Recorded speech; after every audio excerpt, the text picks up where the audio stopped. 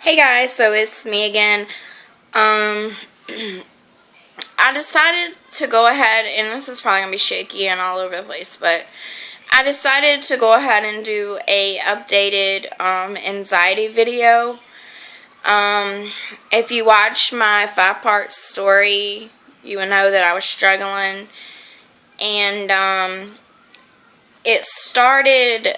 Well, I've had chronic anxiety my whole life, but it started getting really severe again at the end of October, and I'm just now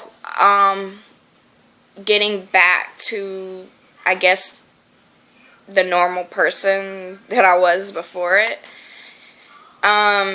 It's taken a lot of hard work, a lot of self-talk. You know, I've used resources like online anxiety support group on Facebook. I've used anxietyzone.com. I've just used different things like that, you know. And also books, which I'll link below. I'm also on medication. You know, I'm just being real about it. The Paxil has helped me greatly. I know some people don't want to get on medication, but for me, it's helped me off and on throughout my whole life. And I was actually supposed to have my first counseling appointment today, but it got canceled because the person wasn't going to be there. So, I've come a long way. Before I was waking up. I don't think I went into symptoms like in debt symptoms, but I was waking up feeling on edge, hyper, sweating. My hands were sweating, my feet were sweating. I was shaking, racing heart. This was the beginning of it, and just feeling like unreality feelings. That's how I was waking up for a long time, and just like I needed immediate help or something, you know. That's how I was waking up at first. I've had to endure like the side effects of Paxil, which I still do, and they're not really that awful. It's just when you're going through such bad anxiety, you can't really tell if it's the medication at first, because most of like SSRIs make your anxiety worse before it does better. I know that kind of doesn't make sense, but that's how it does. Anyway, I was struggling really bad for a long time with the trembling, like shaking all over, you know, and my hands still shake real bad, but as far as the shaking all over, that's got a lot better. Just just getting out of my house and going as many places as possible has helped me a lot, you know, because for a whole month I didn't drive. And I finally had to get over that because, you know, people couldn't keep helping me. And it was, you know, time for my daughter to go back to school after Thanksgiving break. So I had to drive her. And I just, like, you know, I got over it, you know. At first it wasn't easy, but, you know, eventually it got easier and easier. I also... my aunt passed about a week before Christmas, and we were really close, and so I had to go, and we had really been talking and connecting probably about 2 or 3 weeks before she passed, so that was very hard, and I think I numbed myself to that situation. Somewhat in some ways, you know, I think that's just how I handled it. But, things have progressed a lot. You know, I drive a lot more places now.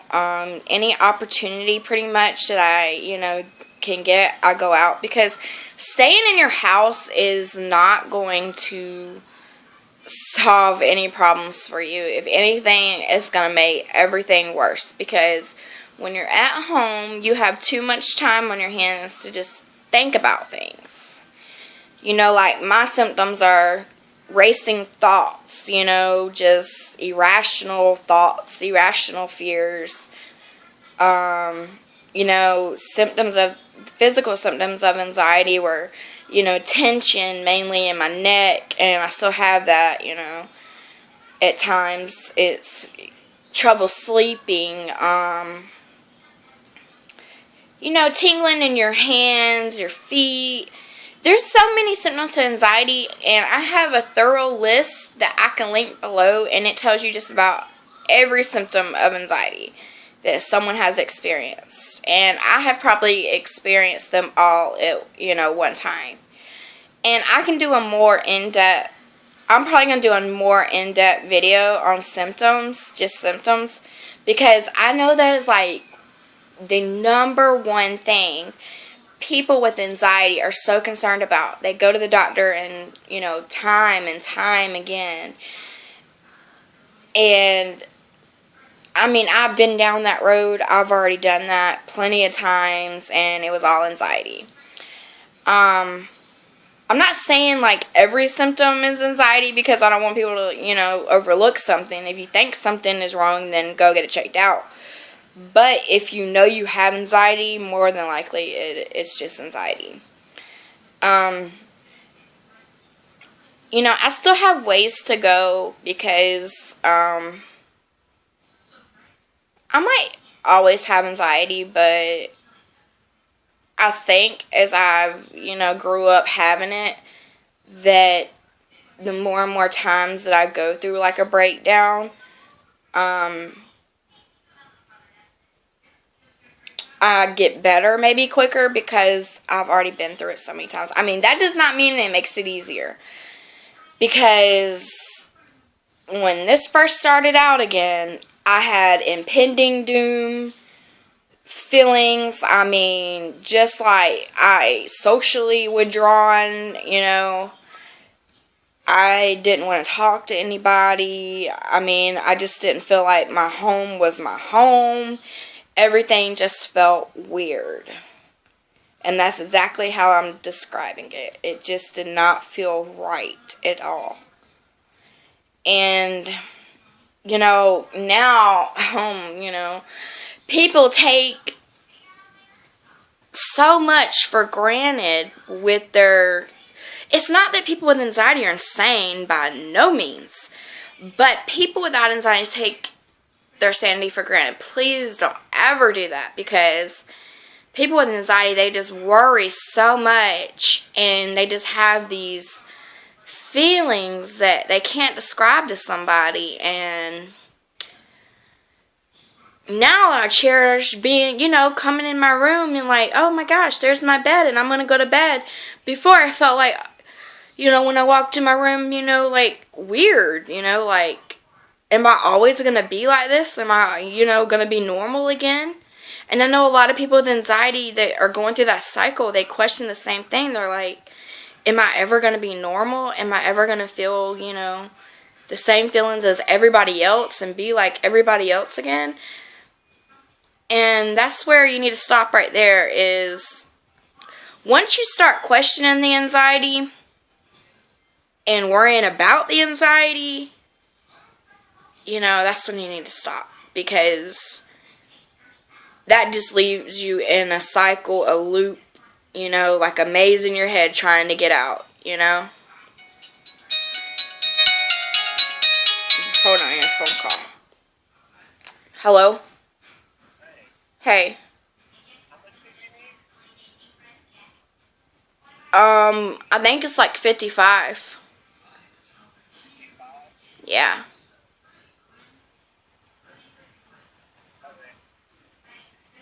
Alright. Yeah, I know. Hurry up and get home. Hurry up and get home. Alright. Love you, bye. So this is raw, unedited. That was my fiance. he was asking me about a bill. So, anyway, oh my gosh, you know, thank God for him, because, you know, even though we've been together 7 years, I don't think he's ever seen me go through something like this, because the last time I went through such a bad cycle of anxiety was like right after I had my daughter, and that's been almost 7 years. Not saying that I haven't had anxiety, you know, throughout the years. I'm saying a bad, like a nervous breakdown is what I call it. And I kept thinking, oh my God, he's going to leave me or whatever. No, I mean, he's the one that has pushed me, who's told me it's going to be okay. And, you know, I feel so blessed to have that type of support, because before, like I said in my other videos, I said my mom was, you know, my main support. And he has, like, really stepped up and been really supportive. And, you know, I don't know what I would do without him. But the medications I'm on, I don't mind disclosing them. I am on 20 milligrams of Paxil. I am on 1 milligram of Klonopin 1 time a day. And I am on Seroquel. Seroquel is an antipsychotic, but it can be used for anxiety and racing thoughts and stuff like that. But I'm using it for sleep. So I could take from 100 to 200 milligrams of that. And I really don't like Seroquel. I mean, I like it because it helps you sleep. But one thing about it is the more you go up on it, the more it makes you really hungry. So I've cut my dose down to 50 milligrams because, I mean, I just cannot gain any more weight. You know, half my weight gain has been from antidepressants over the years and these type of medications. So, you know, I went to 50 because, I mean, it helps me sleep still. Before it wasn't. Before it felt like, you know, I still needed the 100. But, you know, as soon as I took the 100, I just went and laid down so I wouldn't be up eating or anything. I don't know. I hope canceling is going to help me because, but, you know, so far I've got myself through this. Well, with medications, help. Medication isn't everything. But so far I've got myself through this with, you know, support of other people that have anxiety real bad, and, you know, support of family and stuff like that. I have more of a generalized anxiety disorder than panic disorder. Before I did have my breakdown, I had 2 panic attacks. Mainly in the car. What happened was my heart started beating really, really fast. I probably can't even tell you how many beats per minute. It started beating really fast, and my hands went numb, my feet went numb, and my feet were shaking. But I drove myself home through a panic attack. So I had panic attacks before I had my breakdown, but when I had my breakdown, I just had the feelings of panic, but more generalized worrying every single day, and just kind of being, I like to say, out of it in a way. But, and I also have what they call, this was like 3 years ago, a lot of people with anxiety, they have a lot of heart concerns because it makes your heart, you know, you have palpitations, flutters. Well, I kept having fast heart rate, and so I was sent to a cardiologist who did tests and everything. And it just came back, you know, that I had anxiety-induced tachycardia. So I do take atenolol, which is a beta blocker, which slows the heart rate down. I do take that as well. So yeah, I kind of went from just taking Klonopin and a beta blocker to like 4 or 5 medicines. But the Seroquel I hope to cut very soon and just be completely off of it. I don't know what else to say. I do want to do another video where I go more into depth about symptoms. Because, like I said, I know a lot of people, that is like their main concern. They think they're going to lose their mind. They think they're going insane. You know, just all the weird mind symptoms and body symptoms that people think anxiety can't cause. It does. So, if you do watch these type of videos, thumbs up this video if you want me to do an in-depth symptom video.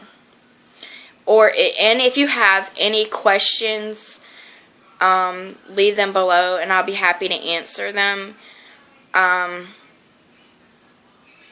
Also, if you want me to recommend any books that I've read, then I'll be happy to do that as well. Well, I hope this, has helped some of you, and I will be doing another video, as long as I probably get good feedback. So, like I said, thumbs up if you want to see an in-depth video of symptoms. Thanks, bye.